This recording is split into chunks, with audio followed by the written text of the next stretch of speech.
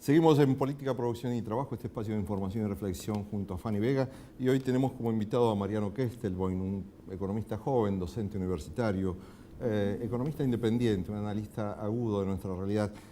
Tal vez él por su juventud no pueda tener esta referencia, pero permítame transmitirle. Hubo una época en la dictadura, aquel gobierno que se instauró por la fuerza de las armas entre 1976 y 1983, que se planteó públicamente desde la política económica nacional la dicotomía o un conflicto, si se quiere, de cómo definir el modelo productivo. Se planteó producir aceros o caramelos. Finalmente hubo empresas que crecieron, pero Argentina terminó produciendo caramelos, exportando caramelos al mundo, y aunque eso no está mal en sí mismo, lo malo es que se destruyó toda nuestra industria siderúrgica. Es decir, que aquella dicotomía se cumplió cabalmente y después costó muchísimo comenzar a recuperar no solo la siderurgia argentina, sino también otras industrias como la industria textil, la industria del calzado, la industria del juguete, las pequeñas y medianas empresas, que son las que generan más del 50% de la mano de obra, 70% de la mano de obra argentina. Por eso sería importante preguntarle a Mariano Kestelboim, los anuncios que hizo la Presidenta de la Nación ayer referidos a, por lo menos, tratar de proteger nuevamente a la industria automotriz, ¿cómo se leen? Sí, a ver, la industria automotriz fue, dentro de los sectores productivos de la economía nacional, el sector que más se benefició de la industria nacional.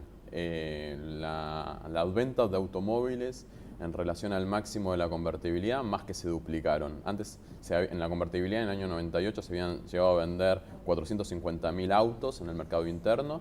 En el último año se vendieron casi 1 millón de autos. En relación a la crisis de la convertibilidad y de la postconvertibilidad en el año 2002, las ventas se multiplicaron por 8. La producción automotriz también creció en una medida similar. Se produjeron en la Argentina cerca de 800.000 autos el año pasado, la mayoría fueron exportados a Brasil. Entonces, en ese contexto, en un sector tan ganador, cuando la Argentina entra en un problema en su balanza de pagos porque hace falta dólares, se alcanza una restricción externa producto de ese crecimiento y producto de que sectores como el automotriz no avanzaron en un proceso de sustitución de importaciones, porque por cada auto que se produce, alrededor, cerca de un 80% de sus componentes son importados. Entonces, en ese contexto, el sector automotriz fue el sector más deficitario de la economía argentina. Muchos le ponen la lupa al sector del turismo, al sector energético. El sector automotriz fue más deficitario que esos sectores. ¿Y entonces por qué apuesta de nuevo a la Presidenta a eso? Bueno, pero el sector automotriz genera puestos de trabajo en la Argentina y también se tiene un compromiso de sustitución de importaciones. Genera puestos de trabajo, genera dinamización en otras ramas de la producción nacional, de puestos de trabajo de muchísima calidad. Son alrededor, en toda su cadena, hay alrededor de 100.000 puestos de trabajo que se generan. Entonces, y tiene eslabonamientos múltiples en general en la economía argentina.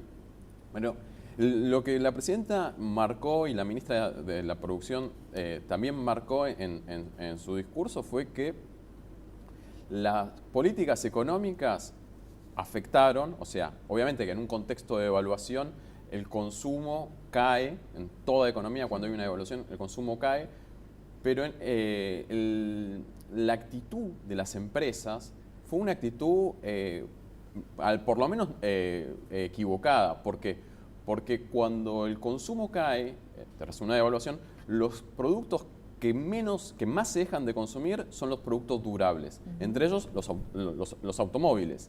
Y en ese contexto donde el consumidor privilegia el consumo de bienes, de alimentos, bebidas o servicios básicos, las automotrices aumentaron sus precios en mayor medida que el nivel de la devaluación y en mayor medida, obviamente, que el nivel general de aumentos de precios.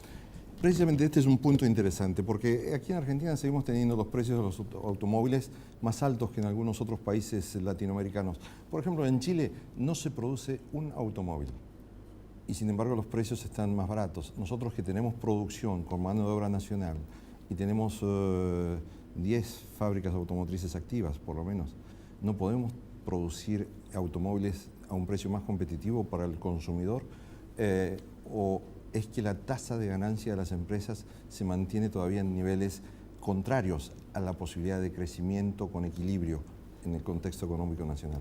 Son muchos los factores que explican eso. En primer lugar, bueno, las economías de escala a las cuales se abastece otros países que no tienen producción local de otras economías son otras. Por ejemplo, producir autos en China no tiene el mismo costo que producirlos en Argentina, incluso producirlos en países europeos. En la Argentina, además de que el mercado interno es más chico, entonces tienen menos economías de escala las fábricas automotrices, también tiene un problema de que los costos internos de servicios medidos en dólares son mucho más altos que los costos internacionales. Los costos de financiamiento, por ejemplo, que no se pueden importar, en la Argentina son tremendamente más altos que a nivel internacional. Los costos de las telecomunicaciones también, los costos de los servicios comerciales, de los alquileres, todos aquellos servicios en los cuales Argentina no puede importar, tras el proceso de crecimiento que tuvo la Argentina en los últimos años, se valorizaron en dólares de forma impresionante.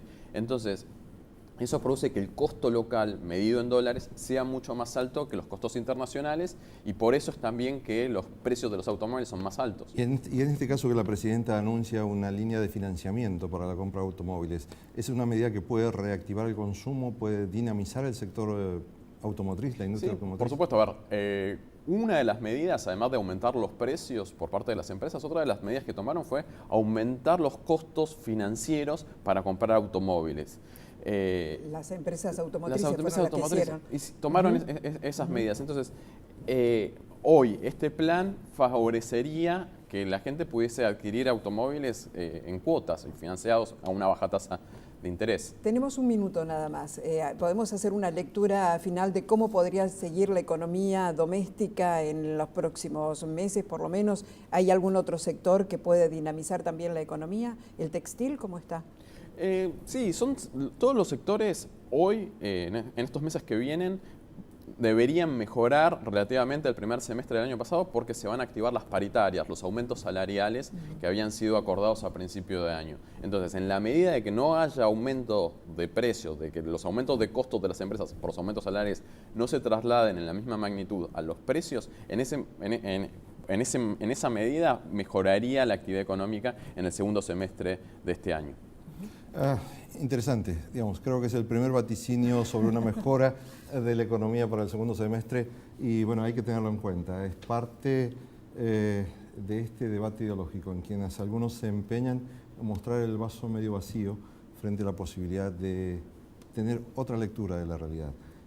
Esto es lo que tratamos de hacer aquí en Política, Producción y Trabajo, hablar de la economía con una lectura que le permita a usted pensar con libertad y tomar sus decisiones, porque siempre que hay alguna disputa, alguna tensión económica, toman protagonismo la política, la producción y el trabajo.